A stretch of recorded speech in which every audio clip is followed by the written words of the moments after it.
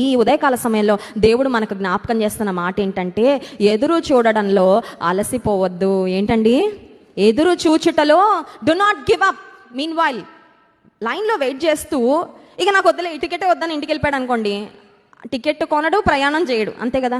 చాలామంది దేవుని ఆశీర్వాదాల కొరకు, దేవుని కార్యాల కొరకు కూడా దే గివ్ అప్ మిడ్వే. సగం దూరంలోనే ఇంకా నాకు వద్దండి, ఇంకా నేను అడగను, ఇంకా నేను ఆశించను, ఇంకా నేను ఎదురు చూడను, ఇంకా నా వల్ల కాదని వెనుతిరిగిపోతూ ఉంటారు. వెనుతిరిగిపోతే ఆ కార్యం యొక్క సఫలత నీ జీవితంలో ఎన్నటికీ కూడా పొందుకోలేవు. Let me tell you one important thing. The devil wants us to give up. అపవాదికి మనకి ఏమి ఇష్టం అంటే మనం మధ్యలో వదిలేయడము.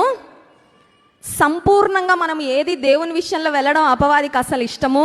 సంపూర్ణంగా దేవుని కార్యాలు చేయడం ఇష్టం ఉండదు. సంపూర్ణంగా దేవుని కొరకు జీవించడం వాడికి ఇష్టం ఉండదు. సంపూర్ణమైన సమర్పణతో బ్రతకడం ఇష్టం ఉండదు. సంపూర్ణంగా దేవుని మహిమపరచుట అపవాదికి ఇష్టం ఉండదు. సంపూర్ణంగా సిద్ధి జరిగే వరకు మనము వేచి చూడడం కూడా అపవాదికి ఎన్నడూ ఇష్టము ఉండదు. అందుకని అపవాది ఏదో ఒక విధంగా మనల్ని డిసప్పాయింట్ చేయాలని, నిరుత్సాహపరచాలని, కృంగదీసి మనల్ని వెనుతిరిగిపోయేలా చేయాలని వాడు ఖచ్చితంగా ప్రయత్నము చేస్తాడు. కానీ